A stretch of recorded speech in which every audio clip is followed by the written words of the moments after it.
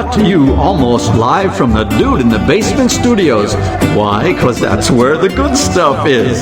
It's Sips, Suds, and Smokes with your smoking hosts, the good old boys.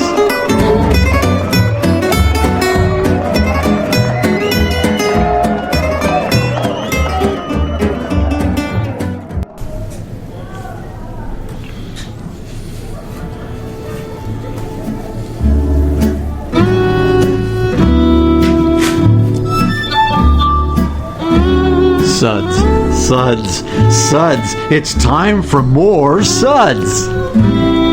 It is definitely time for more Suds. Our Suds segments are all about beer, and more beer. And every Suds episode is where everything good in life is worth discussing. I am one of your hosts today, good old boy Mike. And joining me here at the table are Reverend Mark. Hello. And good old gal Julieanna. Greetings. And good old boy Dave. Hey, everybody. Are you sure about that? Well, I had something funnier to say, but I was going to hold off. It was fleeting you just like that. Wow. That was very subdued, dude. Today's show is all about finding a good gift for a beer buddy that is actually beer plus a discussion on cellaring today is what our show's all about. Dave is going to get the honors of going over our Suds ratings for today.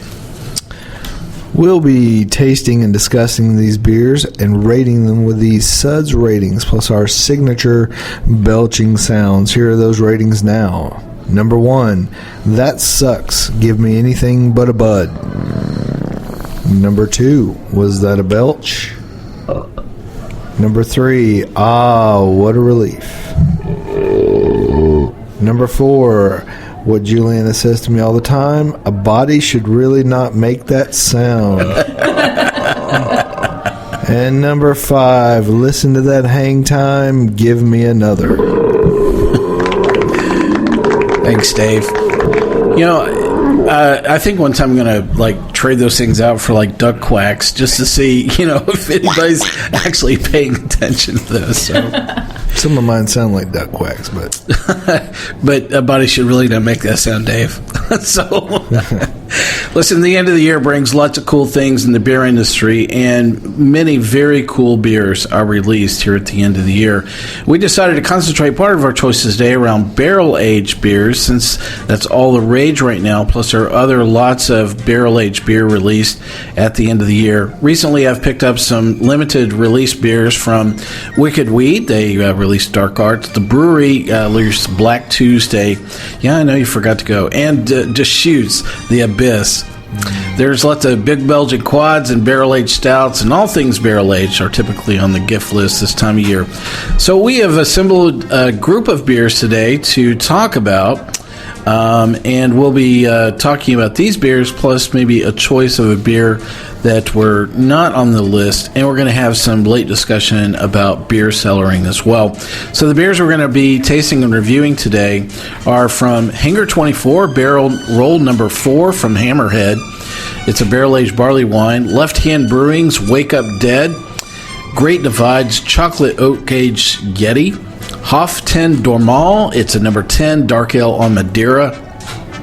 The Bruery Anniversary Series, Sucre, and Deschutes Black Butte 26th Anniversary, Nebraska Brewing Melange. I feel like I'm in a French restaurant, not a beer show. I feel like I'm in a French porn. So the two beers we're going to talk about during our cellaring segment, the two beers we're going to actually taste are Old Stock 2006 and AleSmith Grand Cru from 2013 are the two beers that we'll get to have here live on the show, as well as talk about cellaring in general. So our hosts have tasted all these beers. We have our tasting notes around these, and what I've asked each of our hosts to do is to pick their top two out of the choices of these beer, plus possibly any other beer or another present that they might have as a suggestion to your favorite beer buddy. So up first is going to be Reverend Mark is going to go through his top two and his other selection as well. Reverend Mark. Hey, we had a great lineup, so it was hard to narrow it down to two, but I'll give my number two, starting off with, did I say that? Okay, here we go. Left Hand Wake Up Dead Barrel Aged Imperial Stout. How about that? So, Left Hand Brewing, this is a barrel-aged Imperial Stout from Longmont, Colorado. This is has an ABV of 10.2%, so this is definitely not a weak beer by any chance. So the description from the brewery is, good morning, you've woken up the dead. You're in ruins on the brink of catastrophe, but don't be discouraged. Who writes this stuff? You are ripe for revolution. Just like the Bolsheviks of the early 1900s, I hear the Russian music playing, and our barrel-aged Russian Imperial Stout doesn't happen overnight. Patience is required. Wake Up Dead hibernates in our cellars for over 12 months before being blended to woody perfection. Hints of raisins, cherry, licorice, and toffee, followed by earthy, herbal hop notes to rise up, joining in your fight for a better life. Don't be afraid of the dark. All power to the stouts. So, what's your tasting notes around Left Hand Wake Up Dead? Well, I'd say it's a very, very big Imperial Stout, which sort of is redundancy there. There's just some really nice layered notes of roast, of chocolate, of licorice. It finishes really clean for a big, kind of chewy beer. I just think it would be a really nice sipping beer on a nice holiday afternoon. So what's your Suds rating on that? I'll give it a 4. A 4. A body should really not make that sound. Great choice. So what else would be on your top list for a gift here? I'd say my number one pick, at least for today, would be the brewery's Sucre. Yes. So Pat and Company have really, Patrick Roux, who is the brewer for the brewery here, they have really set something up. So this is an old ale, and so if you don't know anything about this series, they create an anniversary beer every year. So last year, and we reviewed it on the show, it's called Dubois, or The Bois, I'm sorry, I think is the name of the beer. And so this is the one that they made this year, is the Sucre, and it's an old ale. And so this has an ABV of 16.9%. So this is definitely what I would consider. So it's a session beer, right? Oh, yeah, right. You're going to have half of this and be out like a light. Here's a description from the brewery. May is our anniversary month, and we're excited to release Sucre, our 6th anniversary ale, this week. The beer is brewed in English-style old ale tradition using our house Belgian yeast strain, and then blended using the Solera method, where a portion of each of our anniversary ales is saved from our barrels and then blended in with the next year's production, providing more complexity and depth of character that comes with age. So this is actually aged in a bourbon barrel, is what this old ale is actually aged in. Reverend Mark, your tasting notes on Sucre from the brewery. Well, I do think the fact that this is a blended ale, and they continue to, put years into each, new batch. That is, they save, their other holiday beers from years past to blend into the next year. I get a sense of history here, if you will. It is more on the sweet side. An English style, really big ale like this, you would hope that you would get a lot of that really robust Maris Otter type maltiness there, which you do, but it's not sickeningly sweet. Of course, the ABV is like right at 17%, so it really is like a glass of barley wine. At a super wine, almost a port level. Well, I guess not almost. It is. It doesn't have that bitterness, though. Yeah, it doesn't. So no, and this is definitely one for just a nice snifter that you can work on for quite some time. Again, I think in terms of the holiday ambiance of a beer like this, it would be just the perfect one that I would dial in. Yep. You want to have this when you have a house full of relatives. Yeah. Yeah, right. Definitely. Everybody's nodding their head. I see a lot of heads nodding around when I said that. So what's your Suds rating here for Sucre? Well, I'll give it a 4 as well. A 4 as well. Body should not make that sound. So if you had to suggest another gift for a friend, a beer friend. What else would you pick during the holiday season? Well, this is just me going back, some 14 years, and this is kind of just a habit that I have, but I do get it fresh, and I have to say to this day that one of my favorite holiday beers, because it's a very limited offering but fairly well known, is Sierra Nevada Celebration. Yep, great beer, and it falls in well to our later discussion about cellaring, because it's actually a beer that tends to cellar pretty well. It does, but I like it right now. Right now. Yeah. I like to drink to and store to. That's what I like to do. Yeah. Well, it's a really great choice, and the other beer that they release, around the same time Sierra Nevada does, is the Bigfoot, and which is generally it's actually considered a vintage because they stamp the date on it for Bigfoot as well, and they tend to release Celebration Ale, and then they release Bigfoot a little bit later, usually about 3 or 4 weeks later.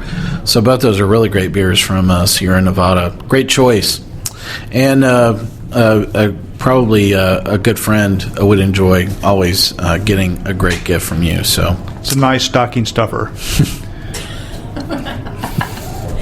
The stocking stuffer. You got to have a big stocking, though. Yeah.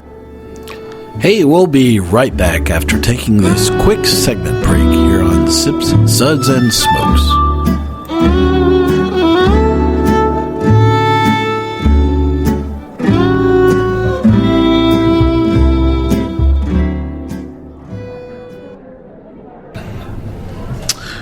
So next up is going to be Julieanna telling us about her top 2 picks and her choice for her beer buddy. Julieanna. So, sadly, Reverend Mark beat me to the punch on one of them. Again, curses. It's all right. Anyways, the one that he talked about that I really liked as well is the Bruery Sucre. Sucre. Out of all of them that we tasted, and I mean, believe me, there was like a wealth of flavors that were out there. This one really blew me away because it just blended so much together. I mean, there was a woodiness, there was bourbon, there was vanilla, there was plums, there was molasses, there was caramel, and there were like 1,000 other things in there as well.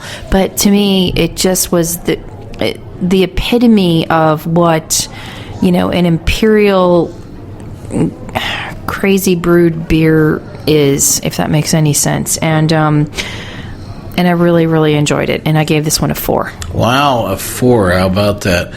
Listen to that hang time. Give me another. That's pretty amazing. Good beer. So what else was on your short list there? Okay, you're going to find this a little odd, but then I am odd. Is the Nebraska Reserve Series Melange. Okay, I like this for many reasons. First of all, because it was so completely different than everything else that we tried in this flight. Let's introduce this beer to our audience here. Please do. A really great beer. So Nebraska Brewing is the name of this brewery. They're out of Papillon, Nebraska. That's in between nowhere and anywhere in Nebraska. Let's see, this is a Belgian strong ale. The ABV on this is 11.3%. And here is a bit of the description on this beer from Nebraska Brewing. It is a wonderfully big Belgian strong blonde that moves into extraordinary category through an additional 6 months of French oak Chardonnay wine barrel maturation, and the essence of the Chardonnay permeates the white, subtle sweetness remains from the ale itself. Oak tannins combine to create a fascinating mesh of dry, sweet, and wine-like character, one of our favorites. A stunning running list of awards that this beer has had from many different competitions. I'm looking at a list that's no less than 20 different awards this beer has had. So a great beer from Nebraska Brewing. Your tasting notes about this, Julieanna? So one of the reasons why I really enjoyed this so much is Chardonnays per se don't really appeal to me as much as other wine styles because they just seem so light and just too crisp for me. But putting this in a Belgian strong, I thought was an excellent idea because the Belgian strongs, tend to be very toffee heavy and just very heavy beers to begin with. But this really, it lightened it up, but you still get all of these like great flavors. I mean, I was getting a lot of oakiness and apricotiness. I was getting like some clementine. So granted, it wasn't like dark fruits, but it still was a good variety of fruits. I mean, there was even like a lemony kind of taste to it as well. And I just thought, for the winter, granted, a lot of these old imperial and stronger beers that we've been tasting, yes, that kind of goes with the flow of what the winter is. But to me, I could sip this and be just as happy as I would with any of the barley wines. And so for this, I give a 4 as well. 4 as well. A body should not make that sound.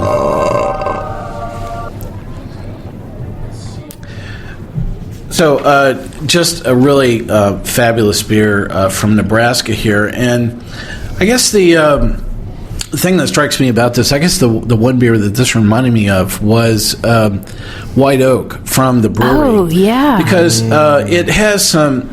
so White Oak from the Bruery is a blended beer that is... half of it is aged in bourbon barrel and the other half is not.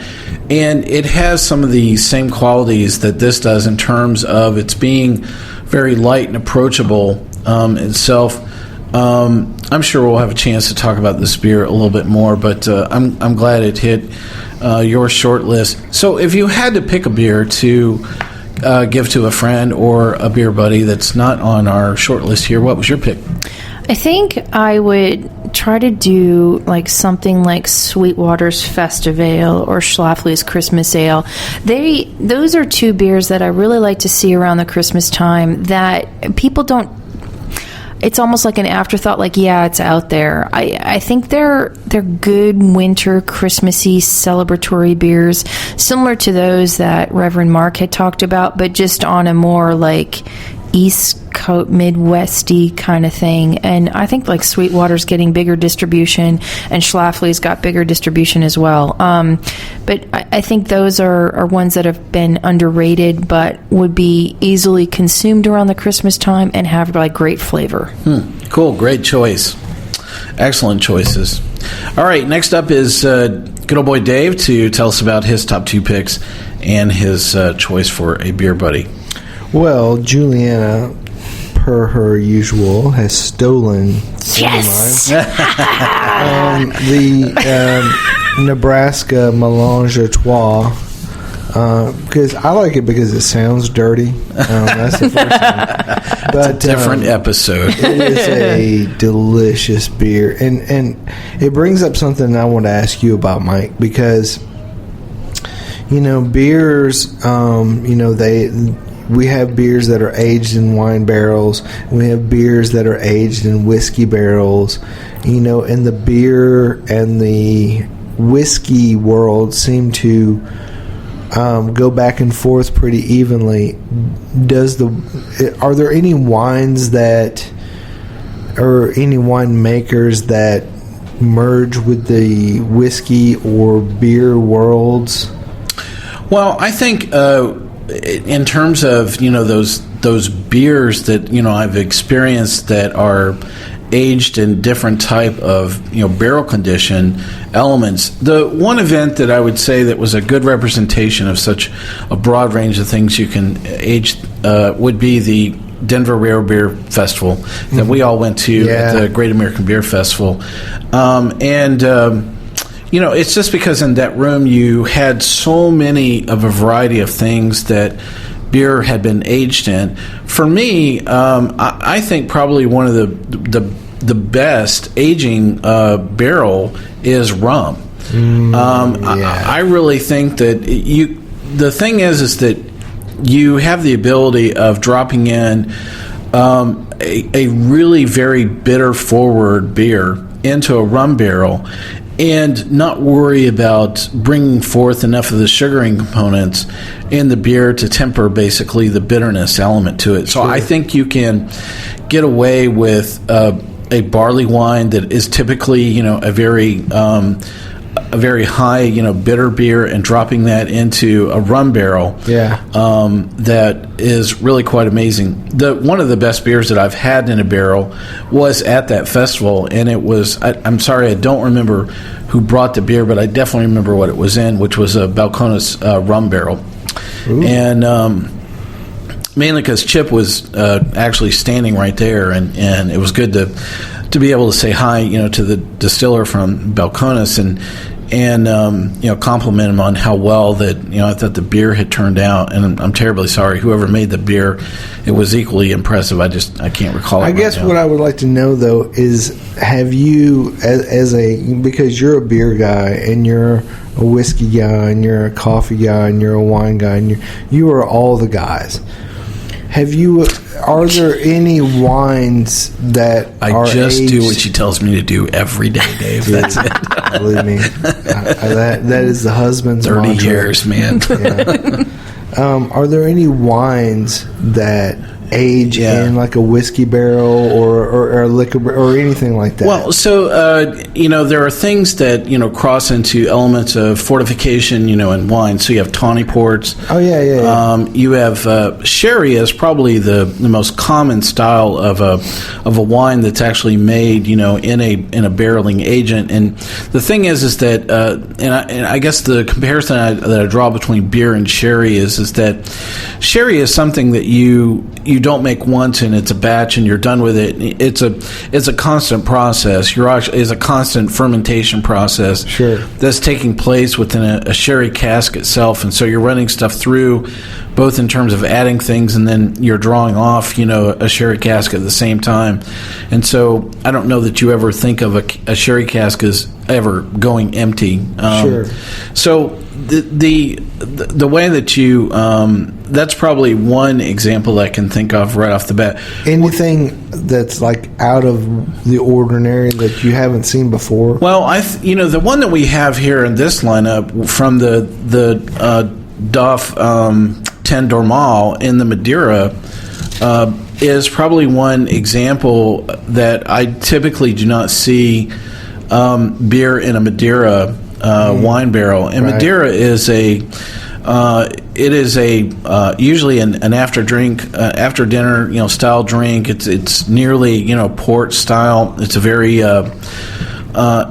it's usually it has a lot of tannin, a lot of just that dark red current running through. When you think of a Madeira wine, it tends to be kind of inky and a bit viscous, as well on the mouthfeel of, thinking about Madeira itself.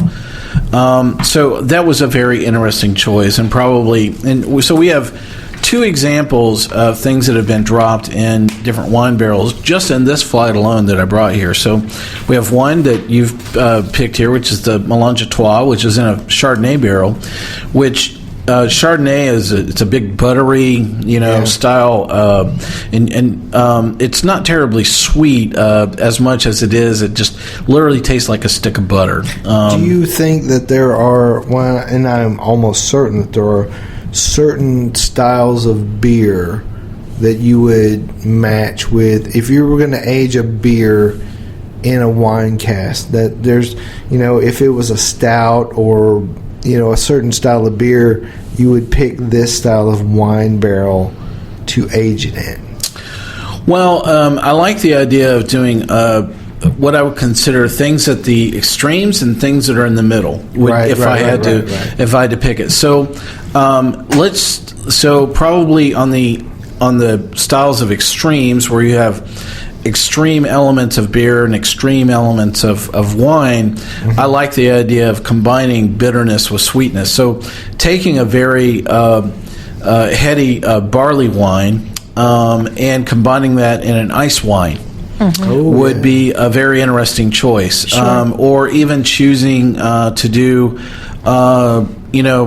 a very sweet Riesling would be another great choice. What would you do? Like, let's say an Imperial West Coast IPA. Well, with that, you have so much of those floral elements and pininess that are there already. And the thing is that I don't think you'd want to pick a wine that would compete with that. Right. And so when I tend to think of things that are not going to compete with something like that, it would be probably a white Burgundy would probably be at the top of my choice. Cool, yeah. Sure. Because it's going to complement that dryness. beer, and it's going to bring some components around it that are not there. Or white Pinot in general, or a white Burgundy would even go really well with something that has a lot of hop and floral components, because I don't think of those wines as having those elements to it as well. So it's all part of a common theme when I'm thinking about, and I know you guys can't on the radio can't see me hand gesturing around the can here in the room, is I'm holding my arms out rather wide, of saying you have to think of things that are would complement each other, the bitterness with the sweetness, or in this case the floral, or something that's going to lay down. I think what's more difficult are things to get to match up what I would consider in the middle for both for beer and for fortified or distilled products as well. We have a lot of things here that are bourbon aged, and I think probably it's a comment, if you have ever heard any of our shows on barrel aged beers, is it's a very basic question for me anyway. Is the booze complementing the beer, or is the beer complementing the booze? And how well are those basically in check and balancing with each other? We have examples of things that are in check and things that are not in check with the beers that are in this flight. There were a lot of things that were very booze forward, and in fact, I'll probably even talk about one of them, which I actually wrote down. Where's the beer? Yeah. Because there's nothing left. Yeah. Well, you always say, does the barrel complement the beer, or does the beer lose itself in the barrel? Well, I think with so much of the topic for right now in the brewing industry is a lot of barrel aging. And everybody wants to get a barrel. Yeah, I mean, a question that got posed to me in a roundtable discussion last week was, what did I think was going to be the topic for the brewing industry and I'm aging our episode here a bit, but for 2015, and my comment is that I really thought it was going to be the year of the barrel. And the reason why is because when you talk to any brewer right now, or any brewing company, if you ask them what their big plan is, they go, well, here, let me show you our barrel house. Yeah. And so much of that conversation for such, maybe for the last 3 or 4 years, that conversation has been about capacity, and they go, wait a second, why don't you come over here? I want to show you my new 100-barrel, fermenter that's over here, that I have sticking out of the roof that you can see from orbit. So it's been all about capacity, and now that conversation has shifted rather quickly, and it is, all about, hey, show me, let me show you our new barrel room. But it'd be interesting, I think, to talk to some of the distillers and go, hey, what do you think about that beer that came out of your barrel? Was that what you thought would happen, when your whiskey barrel infiltrated that beer, or that beer sat in your whiskey barrel? So have you guys had Blackstone's Black Bell, I want to say? Yeah. So, and I tell a little bit where this is going. So listen, we all love Blackstone. It's a great brewery. Love it. I couldn't say enough good things about Blackstone. They've been a part of Nashville they for really a have. long time. It really makes some great beer. One of my favorite IPAs I can go to pick up is Atom Bomb, right there on the shelf every single day. Shoot, yeah. So they had an experimentation where they actually, they went down this path and they said, well, let's do this whole barrel aging thing, and so they took I think it's an Imperial Stout yes. that they dropped into a set of bourbon barrels, I don't know whose, and bottled the whole thing and, did the whole, special release thing, much like we're talking about with some of these other things. Yeah. And, I was there and, came to try the beer out right away. On that first day. On that very first day. And, I can't remember who caught me, but they actually saw my first reaction to this, and they knew that something was amiss. Well, we saw you pretty early into it. It was difficult for me to hide my reaction to it, for sure. Here's what I would say, and I'm not a professional brewer, so I can't, really criticize, but I can only tell you what I think. You have to, anytime you do a batch of anything, especially if you're aging it for a while, you need to be continually tasting it. You need to be thieving. Yeah. And if you're not tasting it along the way, you can say, well, I think it's going to be good in 6 months. Well, it may have peaked in 3 months or 4 months. Or whatever. Yeah, and if you don't taste it, you can very easily let it go too long. Yeah. And then it kind of is what it is at that point, And I think that's what happened, is that they let it sit in the barrel too long. Yeah, and we all had a very common reaction about that. And, I think that, and it fell in that category of the booze overwhelmed the beer, and it just, it was very difficult for me to even have a second glass of it. I mean, it was very, very difficult. You were drinking a barrel. Definitely. All right, so we'll have more chance to talk about barrel topics here as we finish out our episode. Up next, I want to share with you my 2 choices out of our flight here. So,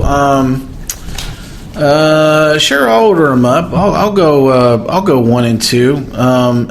Really, to me, it was like this, and everything else was kind of bunched together. The Nebraska Brewing Melange was absolutely something I would hand to anyone on the free planet, and say that this is definitely something that I would ask you to enjoy. And this long list of accolades that I did not read off to you is really, I think, underrated on just how good this beer is.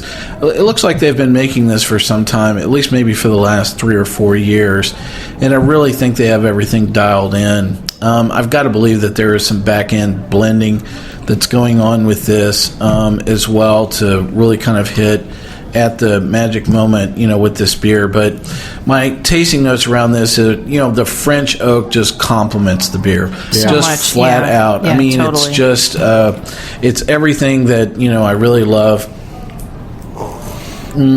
As he takes another sip. Yeah, I know. I want to remind myself as I'm talking about this. It kind of lets you know why their bottles are so expensive when you can find them. And worth it. They're hard to get. But worth it. But they're a little pricey. I mean, I didn't think this one was in the stratosphere yet, but I would say that this is priced appropriately, based on the quality it is. The other things I wrote down is the word decadent. This is an elegant beer. Yeah. So there's another beer. There's a couple beers this reminded me of. I mentioned one of them already, which is White Oak from the Bruery. Has some other elements to this. Another beer that we have not reviewed on this show, but I have tasted it, is Decadence from AleSmith. I've had it on tap. I have a few bottles. We're actually going to probably review it here on the show at some point in time. And that's a good brewery. This reminds me a lot of the qualities of Decadence as well. Yeah. This is I don't know, wedding cake in a glass would be, was the other thing is just kind of, there's just so many layers, to this beer. Yeah. And that's what I liked about it. It never really gave up. This is definitely something I can see giving to a friend and them calling me on February, first week in February going, where'd you get that again? Yeah. Why didn't you give me 2 bottles? Yeah, what's up with that, man? But again, what's really great about this is it doesn't have to be a dark beer to be something so complex. I know, and I don't know if it stood out in this flight just because of the color, maybe because everything of the style else is like dark and woody, and this is definitely not that at all. This is definitely very, very decadent. My Suds rating for Nebraska Reserve Series Melange à Trois is a 5. Ooh. About that. So, out of the other beers that we had to choose from here, it was a little more difficult for me to pick something that was right behind this. And there were some things that were, hitting on all cylinders, and some things that were just kind of losing it, for me as well. I would say that probably my next choice out of this particular flight would be the same thing that you guys picked, which is the Bruery Sucre. We've talked about this a little bit already, and I'll read through my tasting notes here. Hello, booze. This is a great old ale. I have had this on draft, and actually this was on draft when we were in Denver at the Cheeky Monk, and I actually enjoyed a glass on draft there. I had another one when I was in California as well. And it was, I actually like it better on draft. I really think that the bottle is probably a bit more booze forward than maybe the draft version. It's just like a caramel that's just been rolled in bourbon, and it just, Sure. You feel like that's the way it kind of presents itself on that would your be tongue good as to well. have right now. Bourbon flavored caramel. Dude. Yeah. So, listen, I'm going to throw one more in here since we haven't talked about this one, and it was a very close second for me, but I think definitely worthy of discussion, and that is the beer from Hangar 24, their barrel number 4, the Hammerhead, the barley-aged barley wine. Yeah. This was a really great beer. So this beer is from Hangar 24 Craft Brewery out of Redlands, California. Their description of this beer is it's a well-executed Hammerhead, is smooth and dramatic. The beer is no exception. Hammerhead is a big, complex American-style barley wine featuring 2 English caramel malts and 4 American hops. Hammerhead's character is enhanced by dry hopping and then aging the beer amber liquid for 6 months in charred oak, rye, whiskey, and bourbon barrels. Then the spicy aromas split from the glass, rich caramel, citrusy hops, bourbon and oak, layer the flavors of toffee, vanilla, brown sugar, spice, rye whiskey, partridge in a pear tree, lead for the warm, and it has a slightly bitter finish. There was like 14 other things missing in that description, I'm sure. So this is something they have produced over the last 3 or 4 years. The ABV on this is 11.2%. Some of my tasting notes, this is a really great barley wine. And I think it comes right back to the heart of what we were talking about here, was that it's well balanced with the booze. Yeah, is the thing that I liked, about this beer. And it's not an easy thing to do. A lot of times you stick something in a bottle and let it go, and the booze is there. You have to make sure you complement it, to make it really drinkable. And as this puppy is warmed up, it's completely opened up. Yeah. I mean, I had some tasting notes when I first out of the bottle, and I thought, okay, this is okay. But as it's been warming up, this one in particular has really sort of like broadened, my taste palette. And I've come to appreciate it even more. Yeah. So, there was one thing in this flight that really just fell off the wagon for me, and it was kind of interesting because I really thought all these beers had some really great reviews, with some other organizations, and I thought would do really well. So the one thing in here that I really thought got lost was the Hoff 10 Dormaal, the barrel-aged number 10 in Madeira. Sure. So some of my tasting notes around this were it was watery. There was not a lot of booze, and that was the one I wrote, where is the beer? Yeah, exactly. Yeah. I just don't know what happened to It's this. like they took a small beer and put it into a barrel with a big, liqueur or whatever and let it go. Well, I'm going to extend my band out Alabama by this comment, which is so I know where I picked this beer up was in the state of Alabama, so I'm just going to blame it on them somehow, some way that they did something to the beer that just Screw you, Alabama. Yeah, but it just really tastes like it was watered down. Yeah. Yeah, I know something happened, and I don't think that it got blighted by light or skunked or anything like that. I just great packaging and presentation, and they definitely there's a whole series of things from Duff Dormaal here that you have to choose from, and it just if there was anything I would probably encourage you not to purchase out of these flight, that would be the only one that I would say in here as well. So what would your Christmas present be? Oh yeah, that's true. I didn't mention that. So, I think what I would probably buy a beer friend would be a membership in a club that allows them access into some beers that are not always available to the public, and there's quite a few of these. Probably the one that I like the most is the one from the Bruery. It's the Preservation Society is the name of that group. I can't remember how much it costs to get in there. I want to say a couple $100, and you can do an annual membership, or you can do it by the quarter, depending on how much beer that you really think that person will enjoy. But the beers that are available through the Preservation Society at the Bruery are really top notch, and they really do save some beers that they don't even serve up in the tap room that they actually make available only really through the Preservation Society. There's quite a few of these what I would consider access clubs into a lot of places. I know that there's another brewery out of Bloomington, Illinois, that their sour program has a similar program where you can purchase access into the club. I know some of the other larger breweries have done something like this in the past. I think they had something like this that was available at Russian River at one moment. I think they had something like this at Stone for a very limited period of time. They've done things like this at Sierra Nevada so I would say pick a brewery maybe that is not easily accessible to your friend, and see if they have a program where they have a ship program where they'll get access into some beers, either barrel-aged, limited edition, or more importantly, sour programs that are really coming online with a lot of breweries right now. That would be at the top of my list. The one with the Bruery would absolutely be at the top of my list for sure.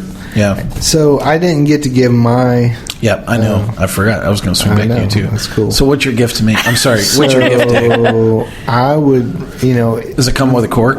I was going to say the first thing would be leave the cork out. Is it leave the cork out or leave the cork in? Let's leave the cork in. Yeah. Well, I'm quite positive of that. Wherever you want to leave the cork, leave the cork in T-shirt. That would be my number one gift to someone. Oh gosh. But Christmas and or Kwanzaa or Ramadan or whatever you want to celebrate with someone this time of year. Any excuse to drink beer. It's all about being with someone. So my number one gift that I would give to a beer lover is that I would take them out to a cool beer bar or a tap room or somewhere and buy them a flight. That would be my number one gift to a beer lover that I loved. So that's what you should do, folks. Buy somebody a beer. And if you see me out, buy me a beer. somehow it came back around to him. That's how I do it always does. Exactly. It always does. That's how I roll. Well, those are all some really great choices out of these flights, and I would say that all of these are really some great choices. We did not get a chance to review all of these beers, and I would encourage you to pick some of the ones up that we did not review on the show and try them out for yourself as well.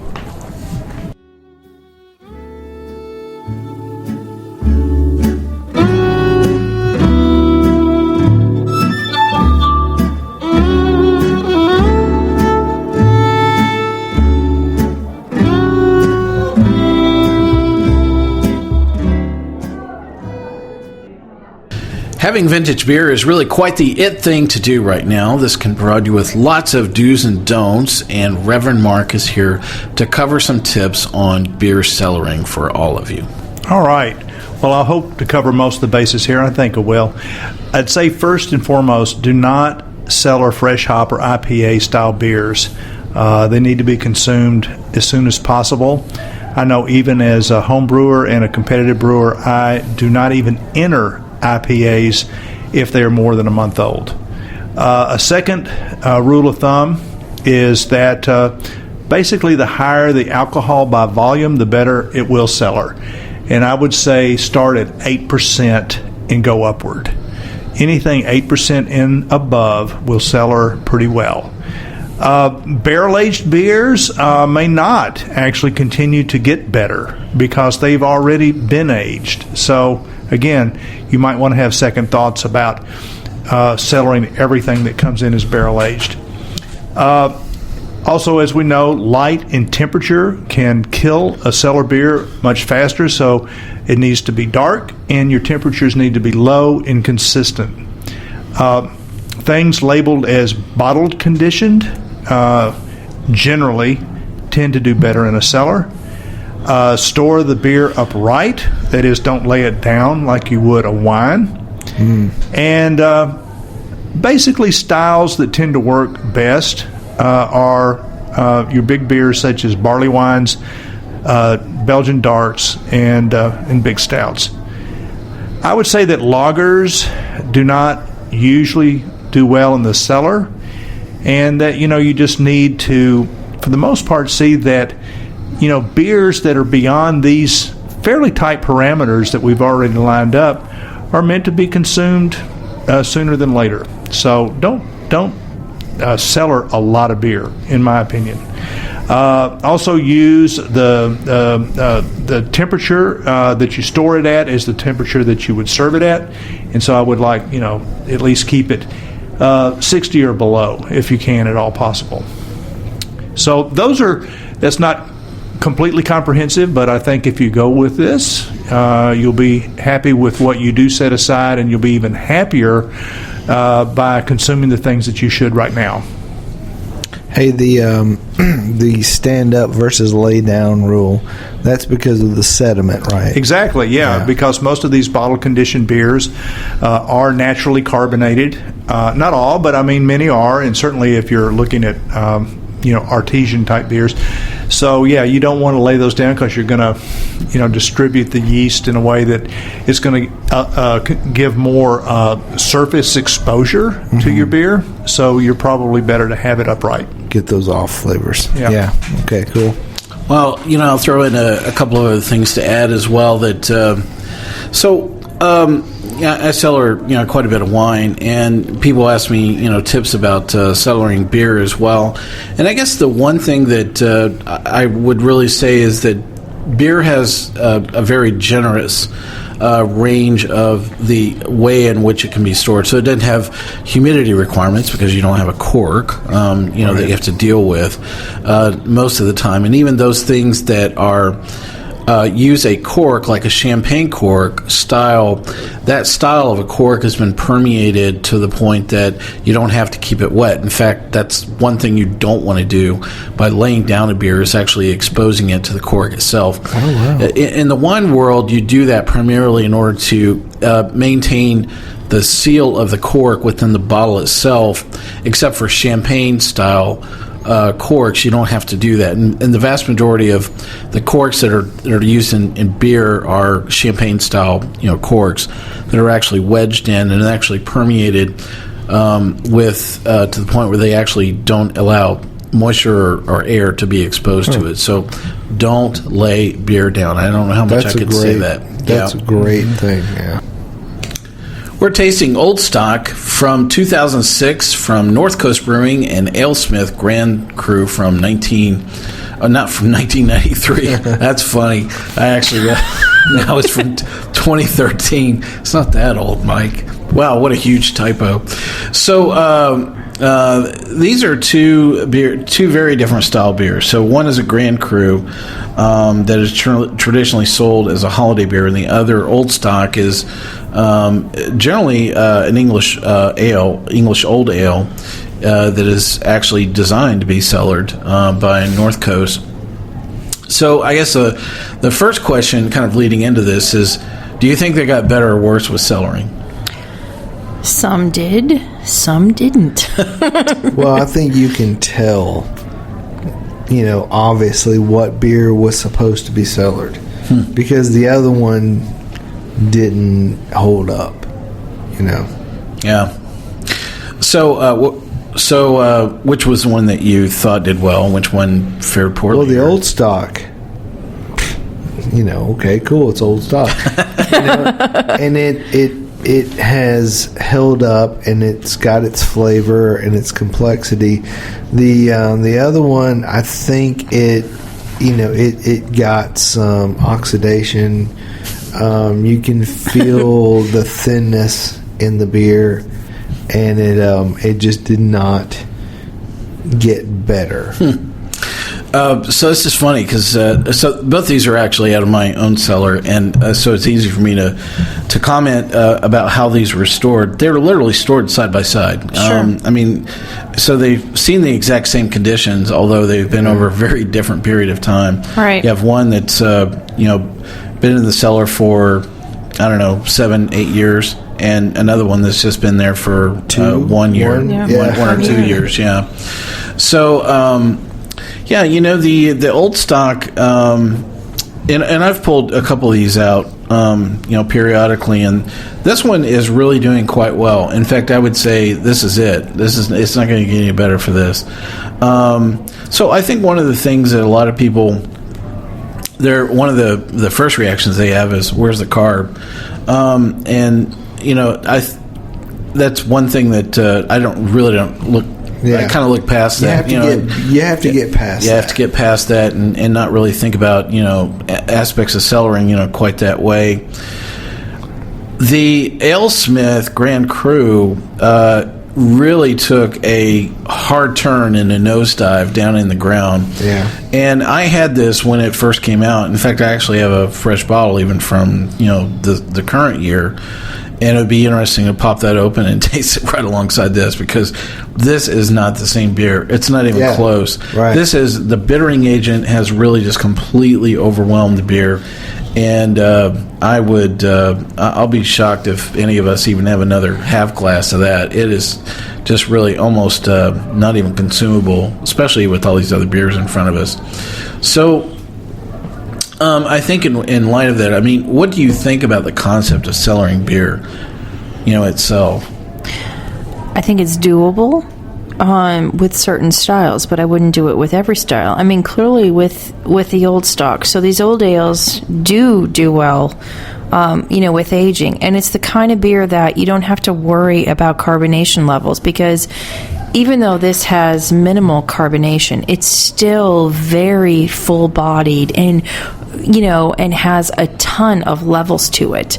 Versus the Grand Cru, this is a style that really doesn't age well, because it's going to lose that consistency. And, now this is, 1 year later, this is, sadly, an awful beer that was once really great. Yeah. So you need to watch what you're cellaring. But there are certain styles and certain brands, if you will, of beers. Like Bigfoots. Well, they obviously age well, and you see on the blogs that there are people talking about having 6-year, 7-year, 8-year verticals of them. Yeah, so that's actually one of the, and I have a couple of verticals of Bigfoot, and I've been to a couple of vertical tastings, of that, and I think that's one of the beers that I would have to say it kind of comes and goes. There are definitely a couple of times where I've had Bigfoots that have not aged very well, and some that have. I like that you said that. Well, no, the reason I like that you said that because there's a parallel between beers and wines. It's vintage. So an 08 Bigfoot might be great, but the 09 Bigfoot for maybe the malts weren't as good or the hop varieties were off or something happened with the yeast, it was not as good. There are parallels that a lot of people don't really think about. Well, I think there are other things that tend to play into some of that variation as well, especially with beer. So the ability of securing the bottle itself, capping technology is not like Endurall, for eons of time, and it was, that method of securing a bottle is not meant to survive 10 years, and it wasn't constructed for that. How do you feel about waxing and not your legs? Well, on both ends, I don't think that it feels good, nor does it really do jack squat. For the bottles themselves.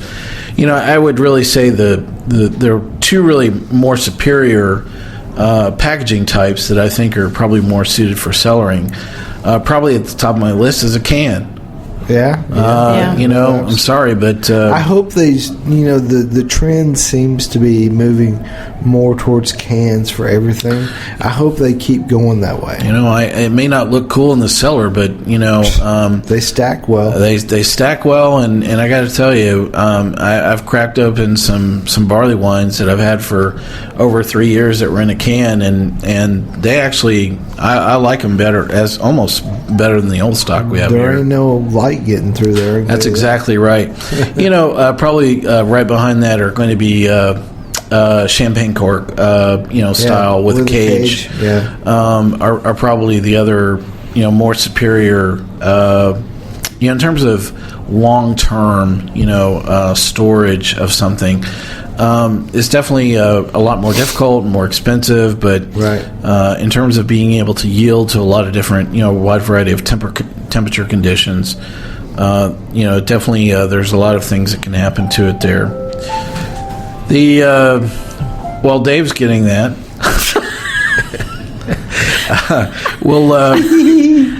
I ran into a recent article on cellaring Backwoods Bastard from Founders going back about 3 years ago. This beer actually got released, very recently.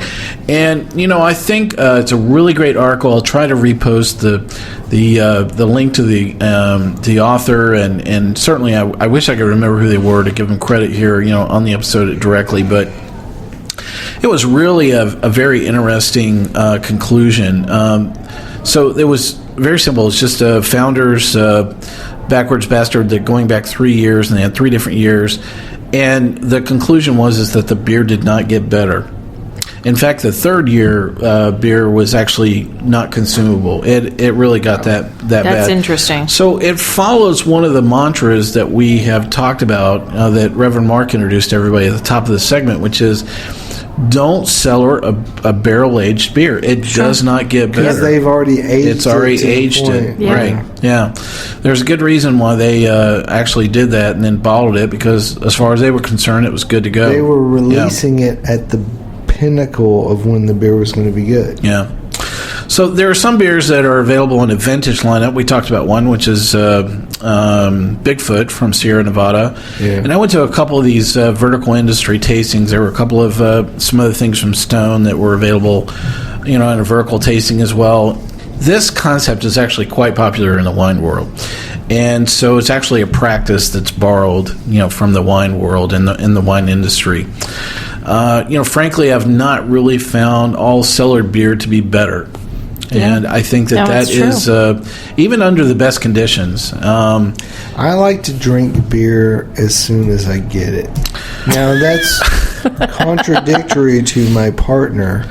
She is a. Why are all your sample cups empty and ours are still sitting here, Dave? What are you trying to say? Beer is meant to be consumed. Okay, I'll put it to you this way: beer does no one any good in the bottle.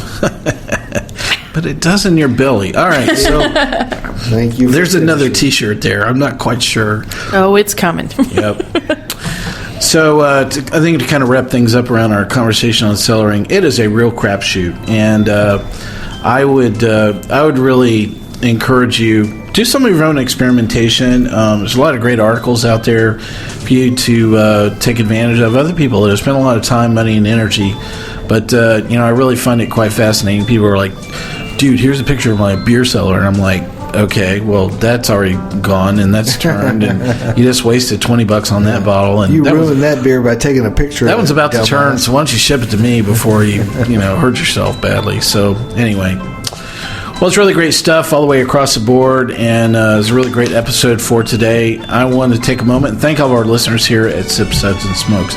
You can catch all of our episodes online at iTunes, SoundCloud, TuneIn, Stitcher, YouTube, Uncle John's Basement, and Spreaker, our native media host. Our terrestrial radio stations are wondering, why don't they ship us a barrel of beer every single week? And they threaten to actually take us off the air unless we do so. So they're still continuing to expand in light of that plight. If you'd like to hear this radio show on your favorite radio station, send them a note, drop them a barrel of beer, send us a picture of the whole event, and copy us as well. We'd love to hear from you anytime online at info@sipsudsandsmokes.com. Our daily tasting notes flow out on Twitter every single day. @SipSudsSmoke is our handle. Our Facebook page is always buzzing with lots of news as well. If you happen to pick up a fresh six-pack of beer in the next hour or two, contact Dave. Yes. At info@sipsudsandsmokes.com. 1-800 good old boy Dave. Send me beer. Listen, do us a favor if you're listening to this episode online. Take the time to rate this episode. That really helps us out quite a bit. We get to the top of a lot of great search engines, and other people can find our show as well. And it tells Mike just how awesome I am. Yeah, I knew that was coming. I want to thank my host for being here today. Good old gal Julieanna, thank you for being here. Drink on, guys. Good old boy Dave, thank you for being here. Reverend Mark says hello. And I say, leave the cork in. I am going to thank Reverend Mark in absentia for being here. He had to duck out a little bit early before we finish this episode. This is good old boy Mike asking you to join us once again and keep on safe. We are Santa's shells, filling Santa's shells with a toy.